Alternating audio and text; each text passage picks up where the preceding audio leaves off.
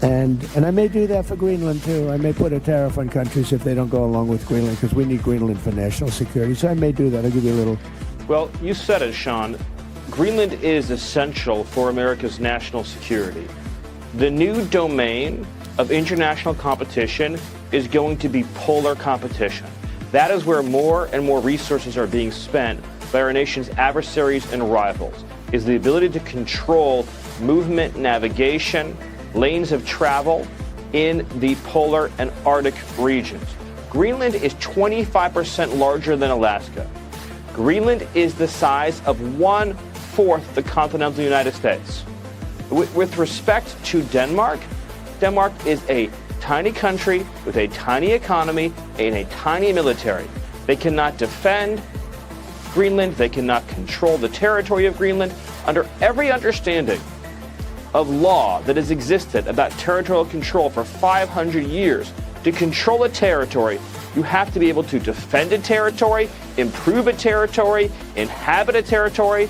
Denmark has failed on every single one of these tests. All right, ladies and gentlemen, my name is Cyrus Jansen, and I am very honored to be joined by two special guests today. First of all, we're joined by Neil McCoy-Ward. He is known for his clear, no-nonsense analysis on geopolitics, economics, and global power shifts, and his work focuses on cutting through narratives and helping hostile of economic environments. Neil, welcome to the show. Hey, thanks, Cyrus. Good to be here. And welcome to all my subscribers as well. It's going to be a very good stream.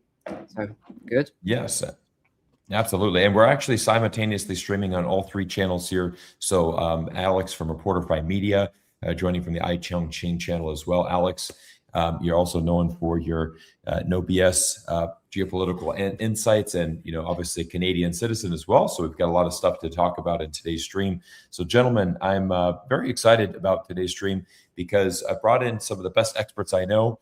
Neil, this is the first time that you and I have been able to connect on a live stream. We've met here in person, but as you are looking at the kind of the state of the world as we start this January 2026, I'd like to just kind of get your opening comments on some of the bigger stories that we're seeing and where you see some of the biggest trends happening right now as we start the year. Yeah, it's very broad. Could talk for hours on that. Well, me and Alex have been today talking for hours on that, actually.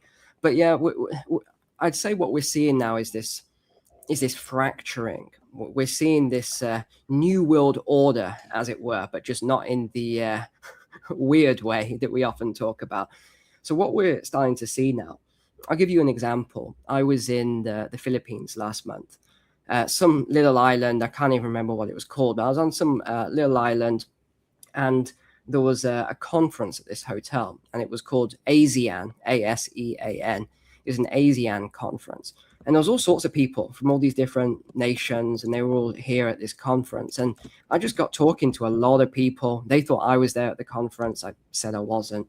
And it was quite interesting just speaking to them, doing what I normally do. Hey, why are you here? What's your thoughts on everything happening? And it was quite interesting because they were mainly saying, we're not interested in fighting and war and military. What we're really aiming for as leaders, and they weren't sort of presidential level, but they were leaders in their own right, was they said, my focus is economics. How do we raise people out of poverty? How do we, create more industry, manufacturing, mining, energy, things like that. And I kept, because it's me, I kept pushing from the military. So, well, what do you think about this? What do you think about that? And you could see they really weren't that interested in the military side of things. Right. But then you go to the other side of the world, the West, and that's all they talk about. And it's quite interesting historically when you look at that. Why do these things usually occur? It's the pendulum swing left to right politically, but also east to west geopolitically and geoeconomically as well. So we're really seeing that swing now. We're seeing that swing from the Western nations, a lot of the wealth being built. The wealth is still in the West, but we're also seeing wealth really growing now in a lot of the Eastern nations. I mean, China, Alex will talk on, so I won't really speak into that. But we're seeing that in China at the moment. Some other countries, India, massive GDP growth at the moment. But what we're seeing is this fracturing, and the biggest, I think, concern at the moment is that you could have this breakdown of NATO. You could, I'm not saying we will, but this is what's being talked about, right? For sure. And For you, sure. and you have these leaders who are just hell bent on war. And when you really look at that, and I won't go on too long with the answer here, but when you really look at that, why are they so focused on war? Well, it's because if you look historically at economies that are in this rut, GDP crashing, they can't figure out a way to create GDP. The EU is screwed, by the way. That every model that I run, and I've got really great modeling softwares, every single model that I run, it ends in a failure of the EU because they haven't got anything that's needed. You look at the different waves, technological, energy, etc. You look at, say, electricity. Electricity was people take for granted today. Right. But back in the day, that was a breakthrough technology, the likes of which the world had never seen before. And it opened up this whole new paradigm for people. Right? Again, something people don't really think about. And then you think, what was after that? Industrial revolution. We saw this. We saw the discovery of oil was another revolution, energy, cheaper travel, etc. So what is happening at the moment is this convergence of artificial intelligence, robotics, and a lot of other stuff all at the same time. I won't go through all of those, but just focus on those two: artificial intelligence, robotics. And it's also manufacturing and some other things. But this is what we're seeing. We're seeing this breakdown. So Europe, how are they looking to actually get growth? It is a military economy. Germany are the poster boys for this. We talked about this 3 years ago when they blew up all their energy and their nuclear and stuff, that now they're trying to do this industrial model of military. Not really going to work. They're going to struggle. They're going to keep pushing it. But this is what we're seeing. We're seeing this fracturing now. And I don't want to hog the stream too much. So let me pass it back over to you and we can talk more.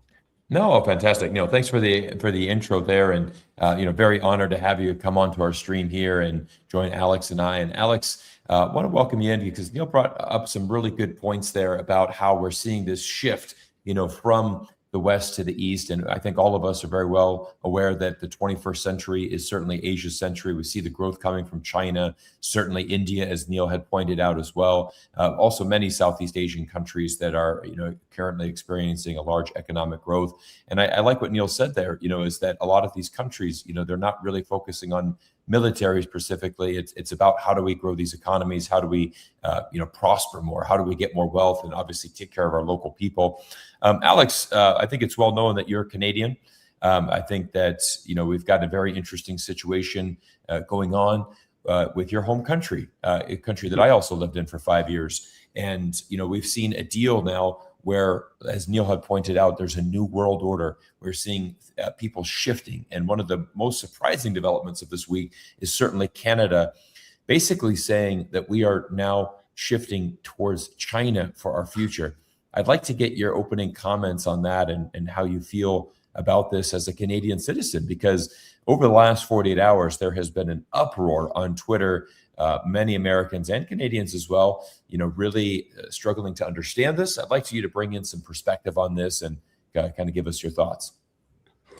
Thank you, Cyrus, and thanks, Neil, for joining this program tonight. Appreciate both of you sharing the screen with both of you.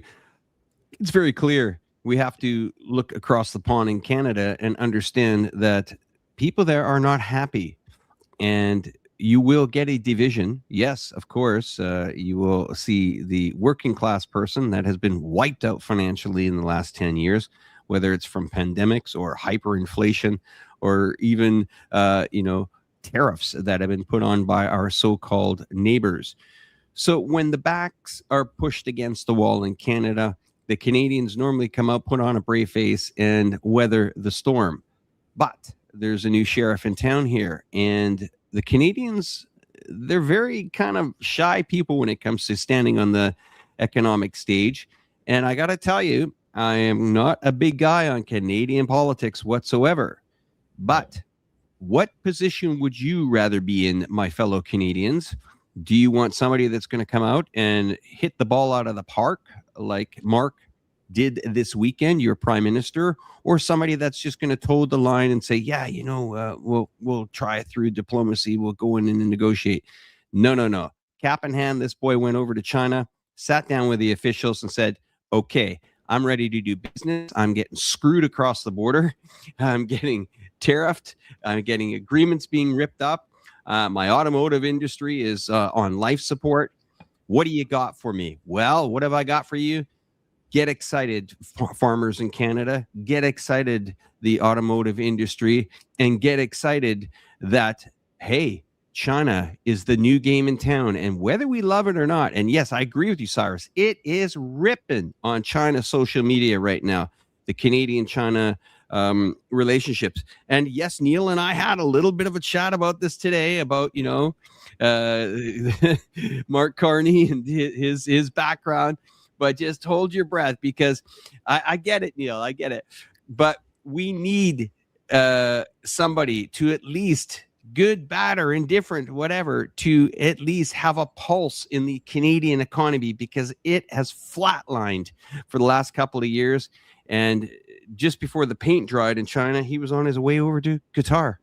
So Yes. quite a week for Canadian politics.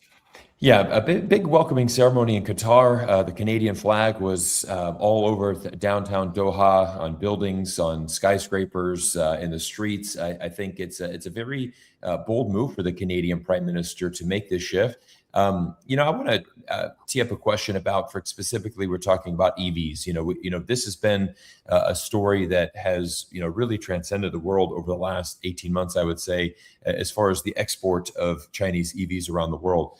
Currently, right now, the United States is the only country that is now having these tariffs in place to ban Chinese EVs.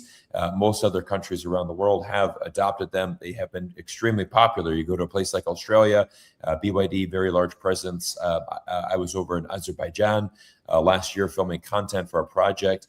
And even in a petrol country like Azerbaijan with very, very cheap resources, BYD making a very big head ground there. Neil, what do you think about seeing a country like Canada, which has historically always been a very, very close ally? How do you view this? I mean, we're talking about the New World Order. We're talking about the multipolar world and the shift that we're seeing. As somebody from the UK, how do you see this? Somebody in the Commonwealth, saying, look, we're going to strategically go closer to China and move away from the United States. So me and Alex disagree on this, and that's fine, because it's a friendly disagreement. I think that's that's kind of an important thing we got to establish and distinguish first, is that often when I talk about things, people get very angry or emotional if they disagree. But what I like with Alex actually is that even if I say something that he doesn't like or disagree with, he will actually rationally discuss it with me, share his point, which I'm sure he will in a minute. So we'll look forward to that. But yeah, when it comes to this, one of my biggest concerns here is that, well, there's a couple of things. Number one, I'm not a fan of Mark Carney. I'll just say that. There's a lot of, maybe your audiences are going, boo, Neil, right now, but I'm not a fan of Mark Carney at all. And I think that really he let his ego get in the way with the negotiations, because I listened to a ridiculous amount of these press conferences and leaders, and I even watched the World Economic Forum, which starts tomorrow, by the way. The annual conference starts tomorrow, so I'll be covering that. But so I watch all these things, and I kind of watch and I listen for the psychology, the body language, the linguistics, what's being said and what's not being said. And one of the things that I noticed was whenever he was interviewed about it, oh, hey, what do you think of this? Apparently Trump's put this forward to you. And he said, he would say, I'm not even interested. I don't even know if I've read that. He'd make comments like that. Oh, I haven't even spoke to him. It's been weeks. I've got no interest in speaking to him. And I think to myself, why would you not at least discuss it? I mean, you can despise the guy, right? You can despise the president if you like. But as a leader of another country, if I were in that position, I'd at least sit down and have the conversation.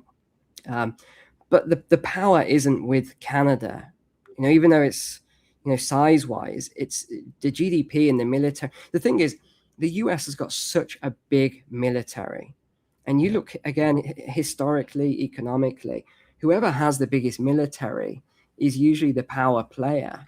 And the US doesn't just have the biggest military, they have the world reserve currency, the fiat currency. So they do sort of reign supreme in the world. Now, is that going to last forever? No, nothing ever does. The Roman Empire, the Ottomans, everybody, eventually there'll be an end, and there will be an end to this fiat currency, which means, there'll be an end to a lot of things. We'll have a big change in the world. But I do think that it's risky for Canada to play this hand. I do. And I get why they're doing it, but you think 75% of all the exports from Canada currently go to the US, or at least they did in 2024. I don't think we've quite got the stats for last year yet because of tariffs and everything else. There's a lot going on. But China, what was it, 4%, second biggest partner, something like that. Right. That's going to ramp up a lot, but they're going to want something in return. And I get it, because of the tariffs and everything else that was happening. It wasn't as good of a deal for Canada, and they probably see it as being bullied by a bigger player, right? And no one likes that. Okay, no one likes that. So that's obviously how they're seeing it. And Carney kind of took that approach and said, look, I feel as though we're being bullied here, and I'm not going to play that game. So it's a kind of, I'm on the fence with it. I guess you can probably hear from this. I get why he did it, but at the same time, I still would have had the conversations. And I'm just not sure how this is going to go, especially with Trump and everything that he's doing at the moment. There's a lot. Well, we got Venezuela, we got Cuba, we've got Mexico now, all the heavy equipment building up in Mexico.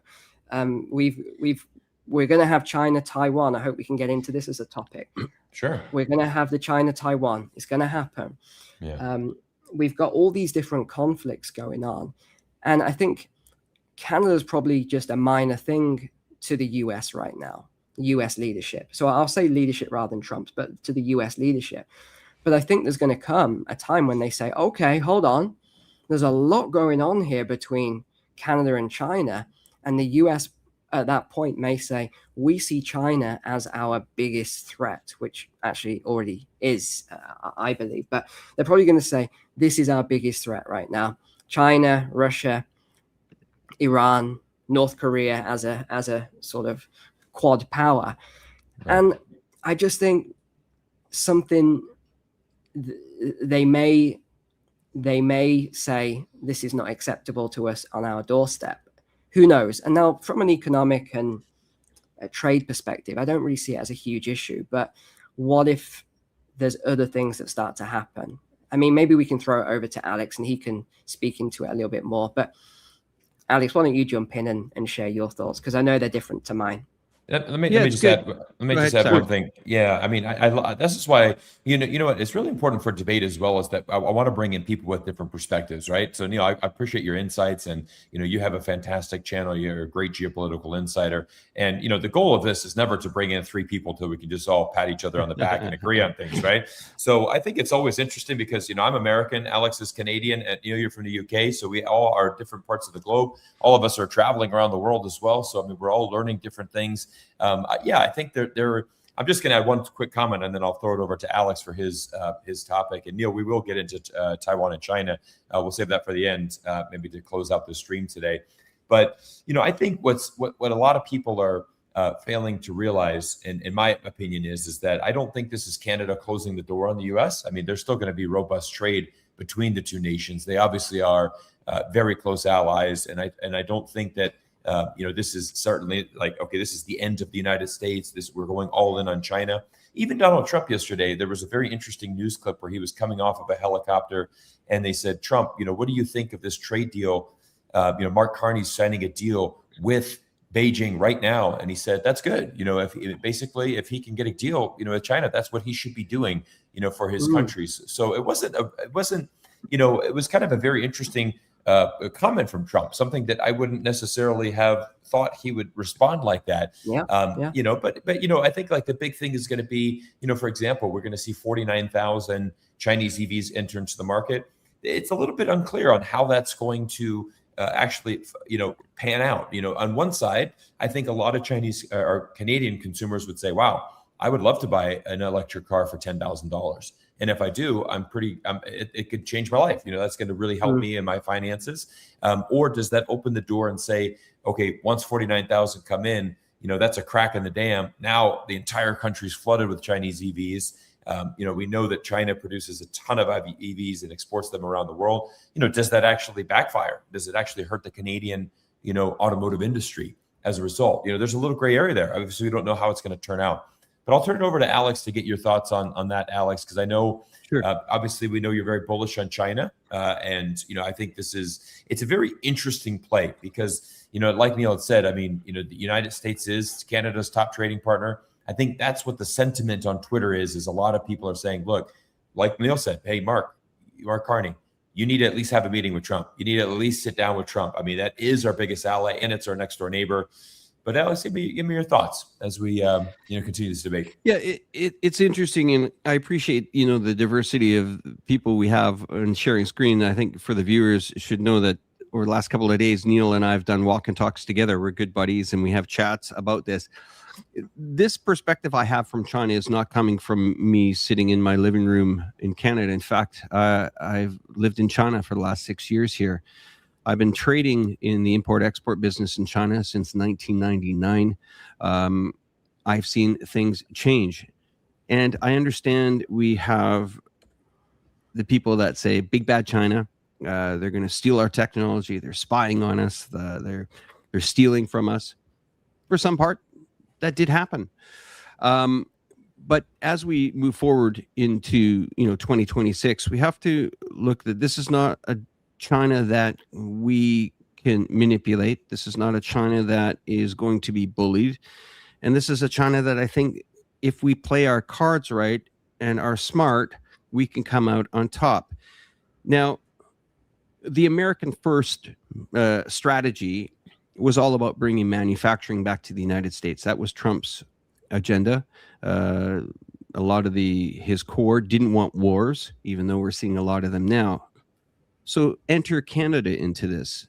Well, Canada understands that over the last 20 years, they stopped making televisions and washing machines and mobile phones because, well, most American companies, like one of the largest in the world, Apple, moved their production over there. Not because it was cheap, because they had the right tooling and the right hardware to make these phones.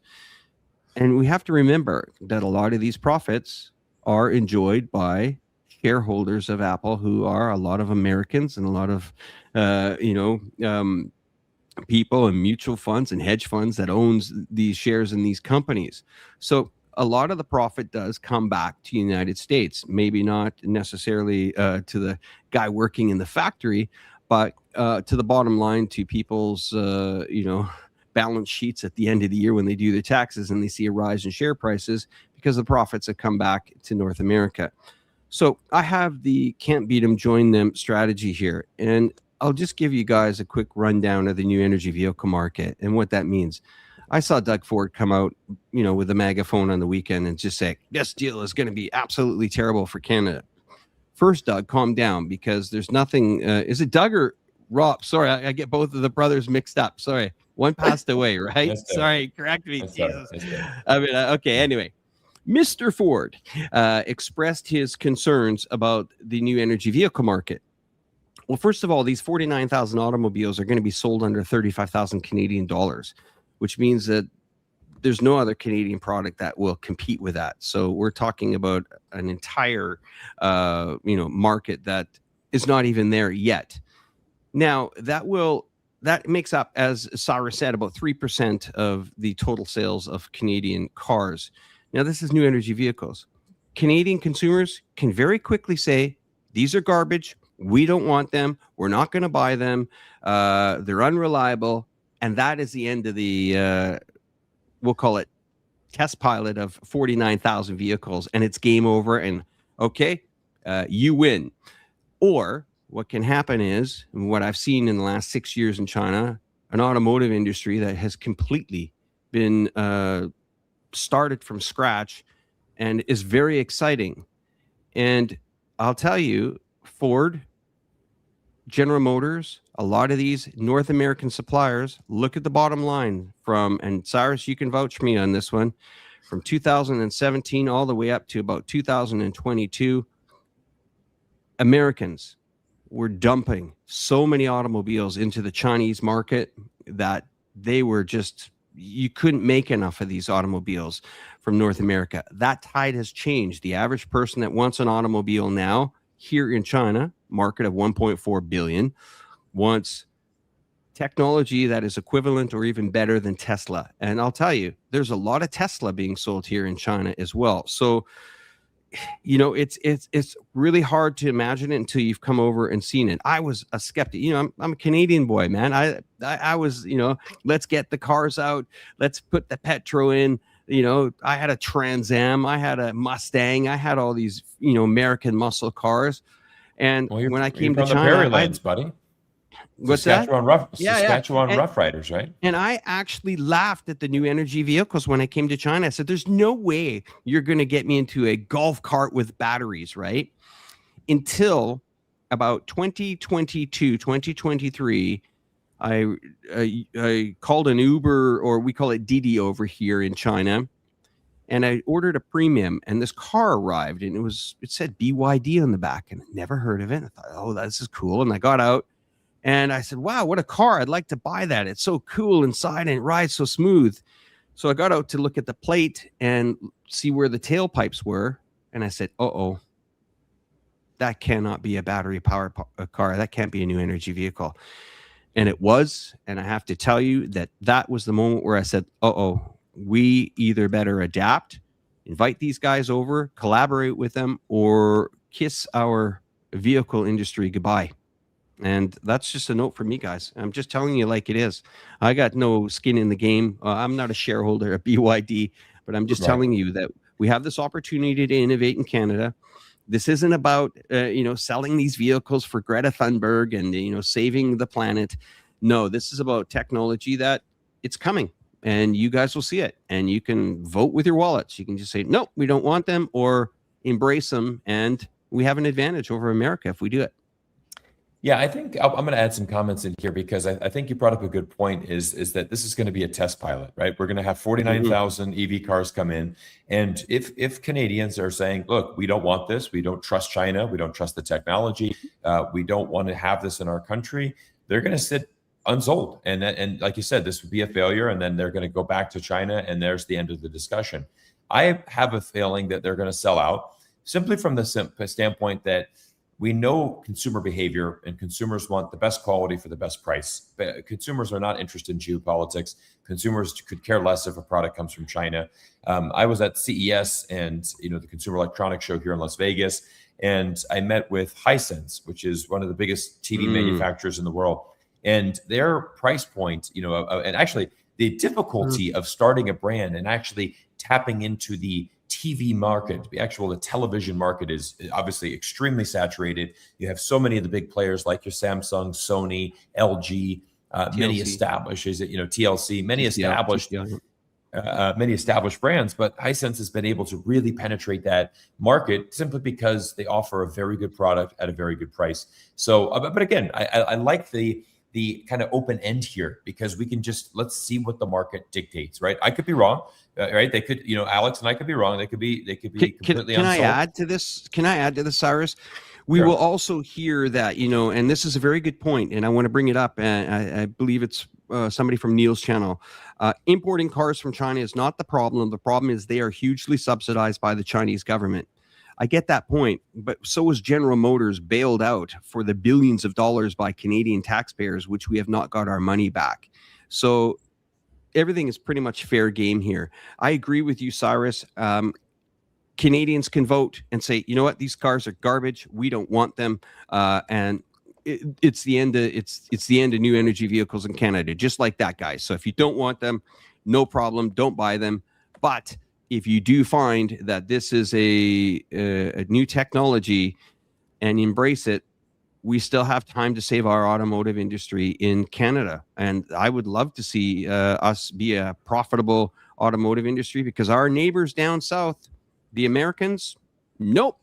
They don't want these Canadian cars going into their borders at all, period. And we've seen 2 plants already shut down in Ontario. So, yeah, guys, I'm just telling you like it is. Yeah.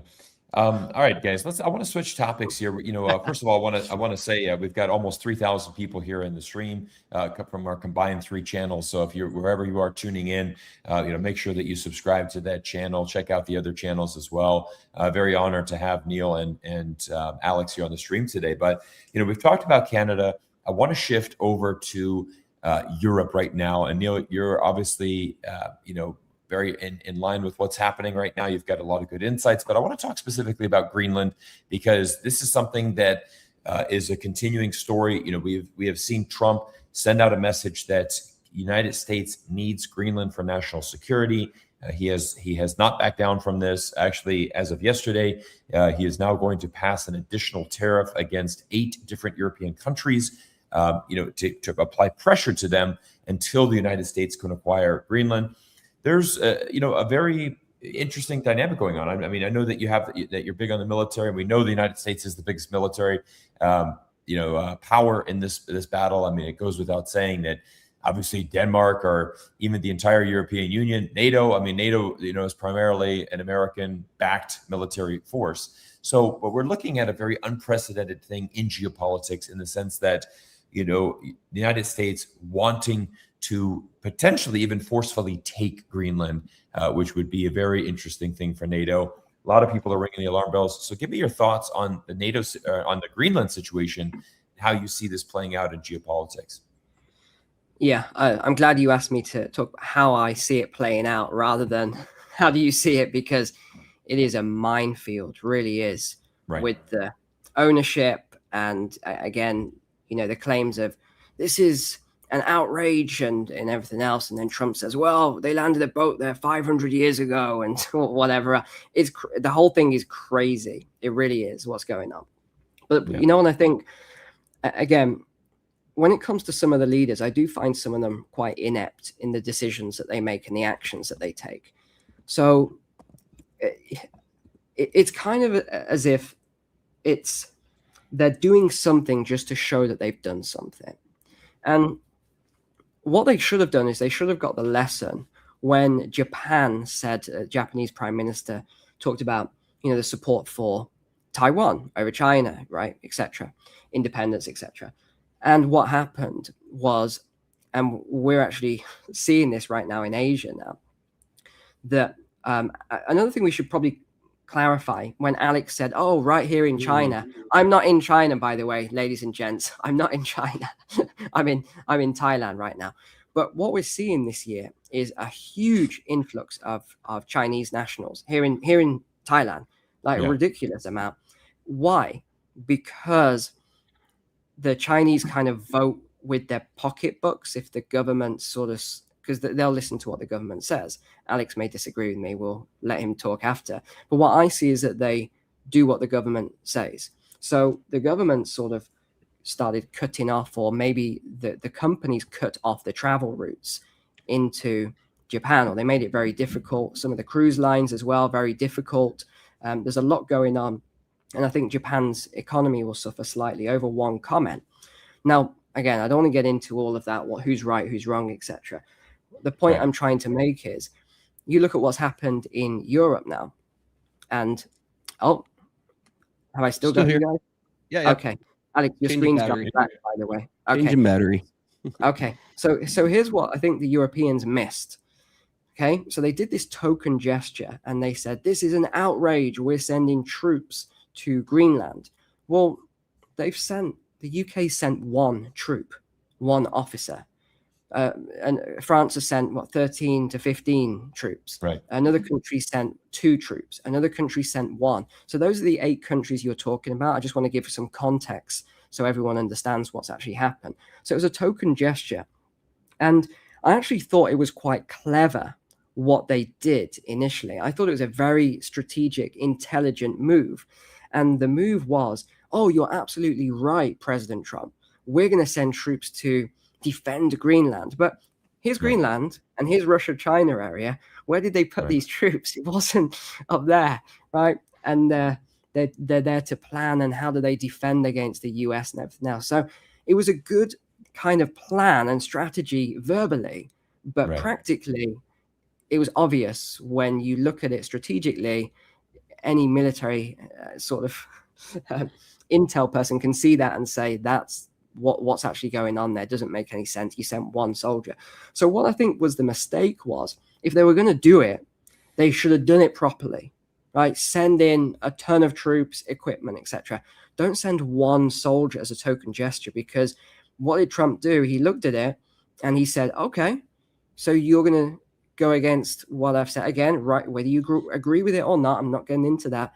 He's saying, okay, you're going to go against what we want to do. Okay, 10% tariff on your country, 25% as of whatever date he said, 25. It moves up to 25%. So they've kind of shot themselves in the foot by not having a proper plan, and they should have had a proper plan.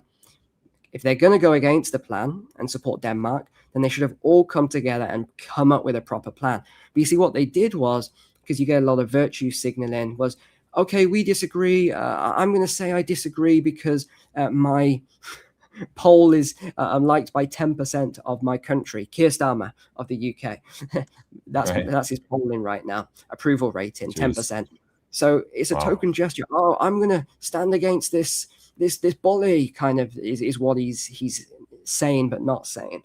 So sending one officer there. Again, you can't make this stuff up. I know it doesn't sound true. It sounds like I'm gonna have to check this Neil guy if it's true. Did they really send one officer? One? It's true, ladies and gents. This is what has happened. So how does this end? Well, you think about, well, there's two things actually, economically, financially here. There's two things going on. Europe has actually, well, not as the European Union or NATO itself as a collective, but members of parliament, politicians within European countries have said, if this happens and the US takes it by force, we are going to kick out, or we should kick out the US from the military bases in the EU. Well, they're basically shooting themselves in the foot. Not only would it be, from one perspective, pretty much the breakdown of NATO, but then they would be saying, okay, all the US troops who can defend if there's a big war with Russia, for example, we're going to kick those out. The whole thing doesn't make any sense. That's why I think probably you've got those countries we talked about, Russia, North Korea, Iran, China, etc. They're probably sat there, the generals, right? The generals in those countries who've been responsible for these plans. They're probably sat there right now laughing and going, oh my gosh, I can't believe our luck. Our biggest adversary, NATO, is infighting, and it could even break down, and they could even remove. It's like, this is just insanity, what's happening. But I think there needs to be negotiations from both sides. And I will say, some people are not going to like what I've got to say, but I think there's got to be negotiations from both sides. You know, why can't, I think a lot of it is due to minerals and energy and things like that. I don't think it's just about security. But why not come up with a mutual agreement?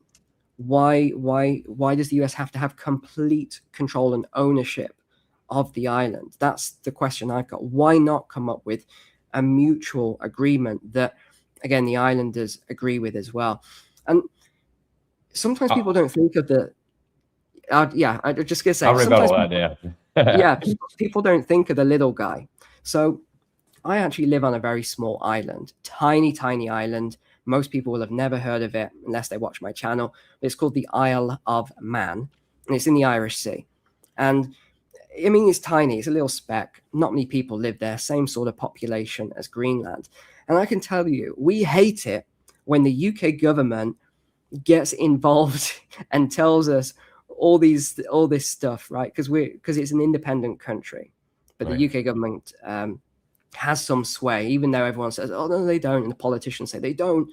They do have some sway over it.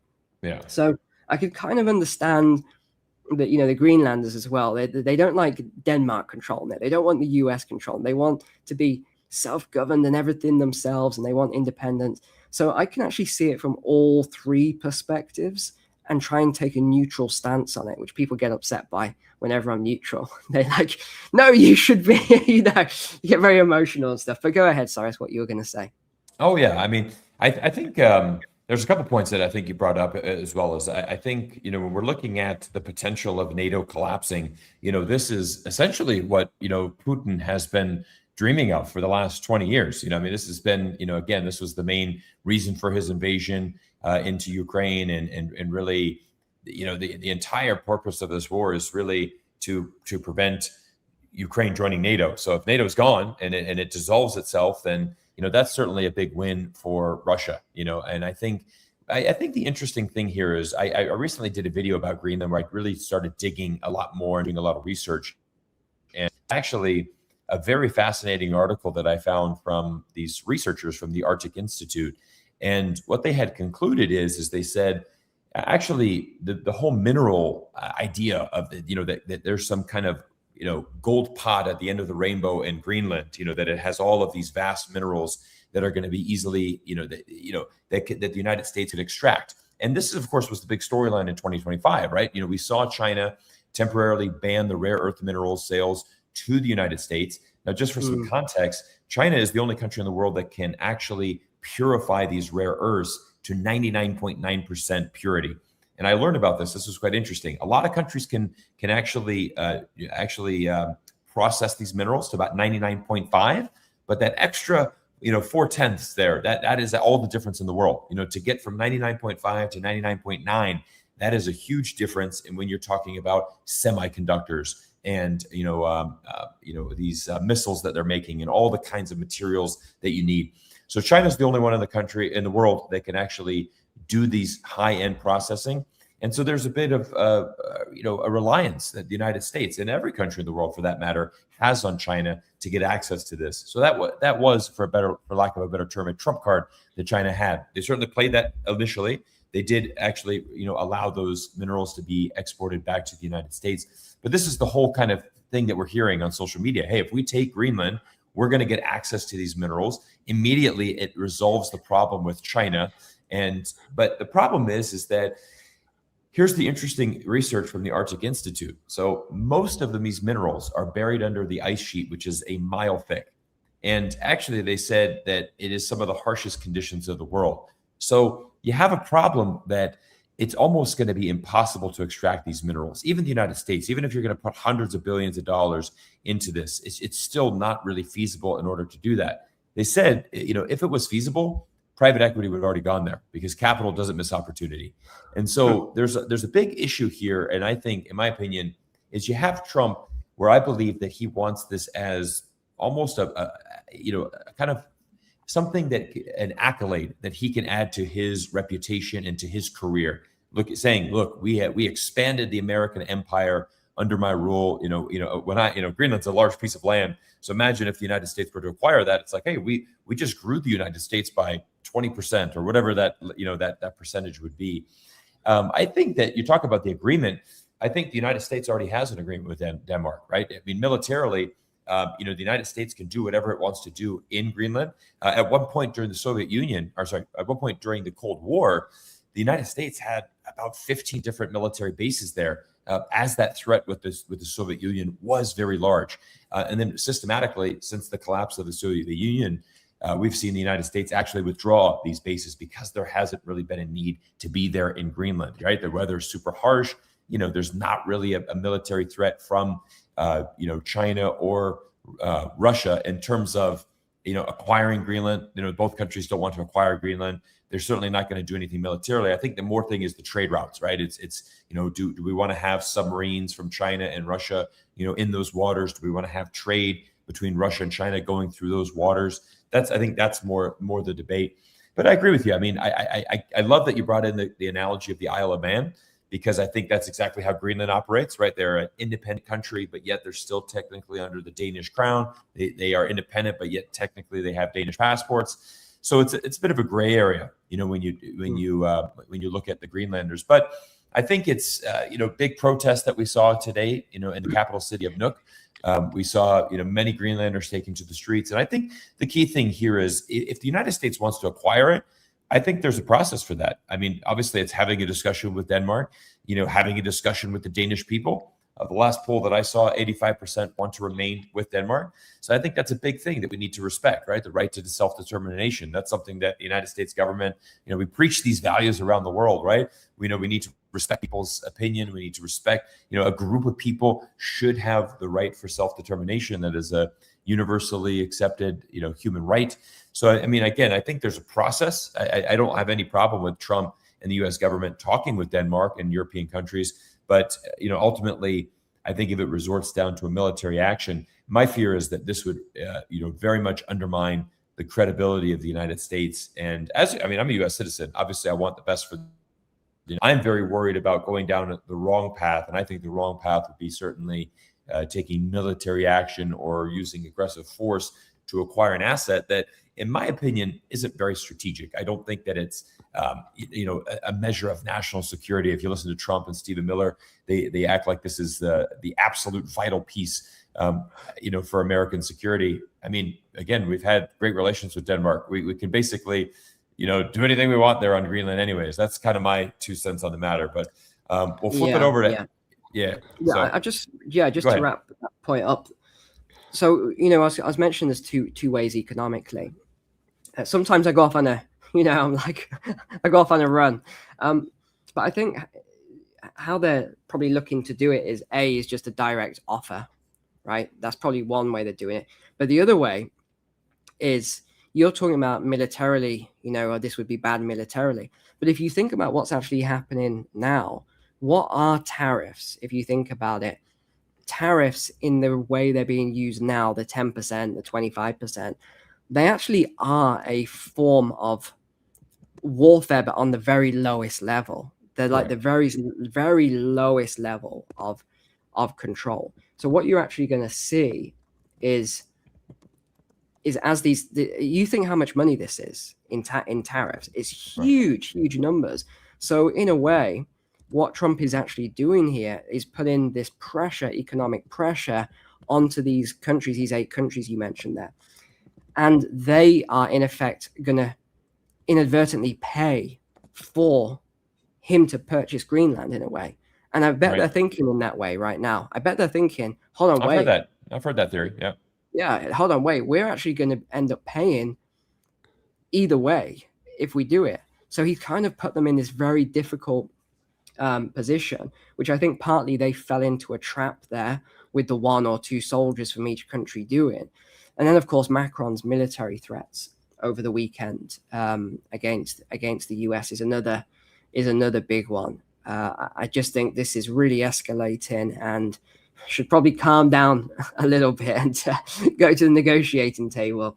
That's what I always believe. Negotiations, and then if you can't resolve something, then next levels. But I don't think we should be.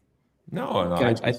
I think, like I said, I definitely think negotiating is great. I think that, having a meeting and discussing, I mean, we saw the Danish, I think the Danish representatives in Greenland were in the United States. They were in Washington, D.C. They said, we're going to form a strategic committee to discuss these things. Obviously, we've laid out our points, but I mean, everything has a price, right? There's a price for everything. There's always a negotiation. And again, I mean, there's talks of, okay, Trump's going to offer each Greenland citizen $100,000.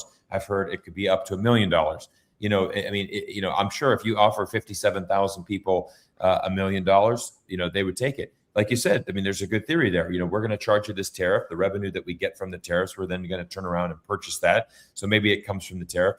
I mean, everything's a negotiation. And the other flip side of that argument, is a lot of people are saying, look, it looks like you're going to probably lose Greenland. So maybe you get to the negotiation sooner rather than later, because, if you lose it for nothing, you might as well get something for it now. There's all of these different things. And I think that's what's important for a live stream, very similar to our Canadian EV story, right? Well, let's see what happens, right? It could be a disaster. It could be very good. We actually don't know, right? But the market's going to tell us, because what happens with those 49,000, if they sell out the first day, well, then we'll have a very clear indication of what's going to happen in the future. But if they stall and we sold 10,000, 39,000 have been sitting here for a year, we'll ship them back, end of the deal. And there we go. So Alex, let's get your thoughts, and then we've got about 10 minutes in our stream, Sure. gentlemen. I do want to keep this at an hour, and then we're going to talk about Neil's requested topic. We'll talk a little bit about Taiwan, as I think that a lot of people are wondering, with these crazy changes in the world, does this open a door for China? We'll get into that as well. But go ahead, give me your comments, Alex. I mean, it's been great, chatting. I've known Cyrus for years. I've also met Neil a few times. Neil and I actually have a lot in common when it comes to, residency and stuff. I spent 20 years in Monaco, in the Principality of Monaco, a tax haven in the south of France between Italy and France. I spent 20 years there learning and studying how to be a derivatives trader. And in those 20 years, after moving out of there, I looked at the world much different. A lot of the things that Neil and I say do align itself. In fact, I am a proud owner of a lot of silver. We've had this conversation many, many months ago, the both of us. Even though we have a difference of opinions, for example, we just mentioned the tariffs, putting tariffs on other nations. No, those are putting tariffs on actually the American taxpayer. Tariffs are paid by the American taxpayer. They're not really harmful necessarily on countries that they are put on, but when you are importing, you pay the tariff, and that actually hurts the Americans. The other one I want to say is you can pay a Greenlander $1 million, but what does that really mean? Are they going to become an American citizen? Does that mean they're going to be now signing up to be a worldwide taxpayer for the rest of their lives for the next 10, 20, 30, 40 years left? Are we going to convince 66,000 people, okay, take $1 million today? It's like a game show. Take $1 million today. But if you become successful in the future and you decide to move outside of Greenland, you're an American taxpayer everywhere around the globe. It could mean that. So there's a lot of ifs. We don't really know about it. And it's interesting. I have to say again, spending the last couple of days with Neil here, walking and talking together, we share certain things that we absolutely agree on. One of them is we've been rejoicing a beautiful silver rally that has been going on and may have a lot longer to go. Right. The other thing that I want to say is China does play part of this silver game, guys. And it's big news because as of January 1st of this year, they've shut off pretty much the export of silver. Right. So I'm in here. I'm in China. Not today. I'm in Thailand, of course, but I will be back into China. And we see a completely different outlook on the market. The Chinese do. So it's going to be an exciting year. And I just wanted to say that, and I'll pass it back over to Cyrus. Thanks. Yeah. Well, gentlemen, we've got about 8 minutes left, and I want to just kind of talk about one big thing. And there's certainly an argument here that has this opened the door for China and Taiwan. Now, Alex and I have talked about Taiwan. I've made a lot of videos about Taiwan. I think an interesting argument certainly is, hey, with the world of chaos, if NATO falls apart, if what's Russia doing with Ukraine? U.S. is down in Venezuela. Are they spread themselves too thin? Is there a golden window here? So Neil, let's get your comments on that, and just what your thoughts are, and as we conclude the stream. Yeah. Well, firstly, you got to remember. Well, actually, I wouldn't say the word remember. Most people aren't aware. The U.S. military is designed to fight 3 major wars, so 3 major fronts. Most people don't know this because most countries are designed to fight one front. So, stretched too thin, I wouldn't say so, and they know as well. All of the military analysts will know, the generals, they'll all know who their adversaries are and who they need to plan for that for. So the question around Taiwan, I actually think because of the chaos that's going on in the world right now, I actually think we could even see the timeline move forward. I do for the conflict there. I think we could probably see it move forward. I don't know what Alex's view on this is, but yeah. I've always thought in the next 6 to 7 years, maybe, so something around that time frame, sort of early 2030s. But I really see that. I think this is going to move forward now because of the chaos, and if there is a lot of infighting or there's a lot of military action, it would provide a better opportunity than has been available. So I don't want to take too much. We've got a few minutes left. Let's let Alex sort of answer from his perspective. It's a lot closer to home for him. Oh boy, this was Cyrus is very good at describing this one more than I am, even though I'm here. Um, we don't look at I can take this if you Taiwan as a want. Yeah, we don't look at Taiwan as a conflict here. I mean, Taiwan is part of China, and that's where I'm going to hand it over to Cyrus, because the audience is going to hear that comment. It's not going to calculate.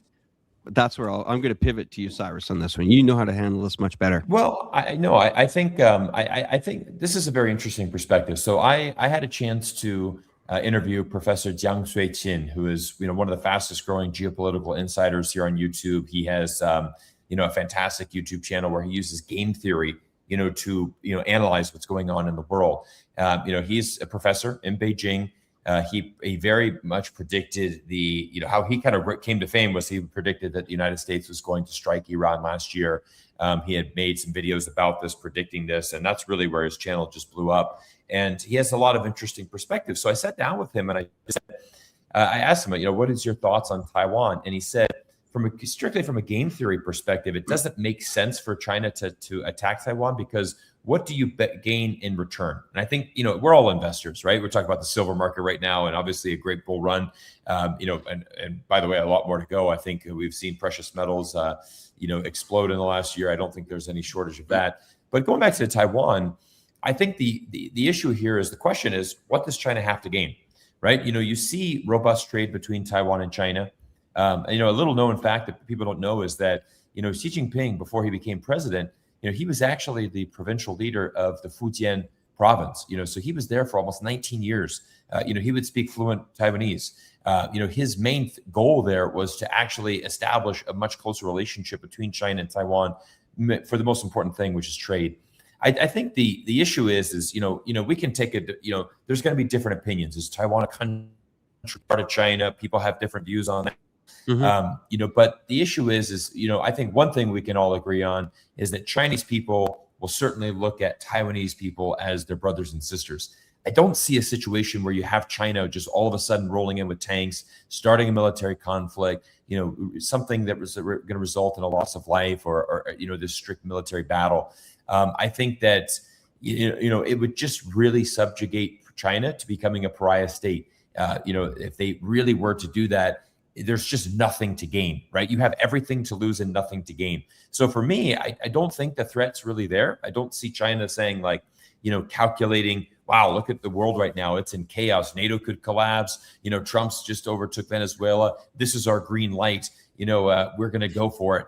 Let's launch the amphibious attack. Just that alone, I think, is a massive factor, right? We've seen the struggles of Russia, going into Ukraine, and that's a land attack, which obviously is systematically much, much easier. An amphibious attack is the hardest military attack in the world to pull off. Cyrus, can I just a quick one on that? So I wasn't necessarily talking about a military strike. I should have probably clarified better. It's a breakdown in my communication there. So what is the easiest way to ever, take over any region? Which Alex doesn't see it as a takeover, but I'm using that word. It is you economic. Create a regime change, or you do that in such a way that it creates the environment and conditions. So it could be anything. It doesn't necessarily have to be military, but it could be anything that creates that change. But that's really what I was referring to. Yeah. I mean, it's going to be interesting. I mean, I think when we look at Taiwan as well, it's a very interesting one, because we talk about, this right to self-determination. The latest polls from Taiwan, you have very few people wanting to go independent. You have very few people wanting to reunify with China, right? On both sides, very, very, I would say less than 5% on each of those. Vast majority of Taiwanese say, look, let's go with the status quo. Taiwan does operate very differently than mainland China.